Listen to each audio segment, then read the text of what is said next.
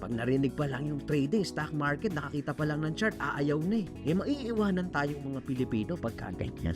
Tito, dati po ba kayong prof or teacher? Magaling po kasi kayo magturo. Ay, hindi po, Tito. Pero salamat po. Salamat po dun sa comment na yun. Hindi po tayo professor dati or dating teacher. Tayo po ay dating banker. I don't know kung saan ko nakuha yung magaling magturo. Siguro, curious lang po kasi ako lagi and intentional in what I'm doing now. Bakit po? Kasi when I was new in trading sa stock market, some 16 years ago, hirap na hirap po akong mag-aral. Why? Because most of the materials na nakikita ko noon, technical analysis, fundamental analysis, grabe, total nosebleed. Total nosebleed. Napakahirap, madi-discourage ka talaga, parang hindi mo na maiintindihan eh. Walang makapag-explain ng technical analysis, fundamental analysis, in layman's term, in Canto style.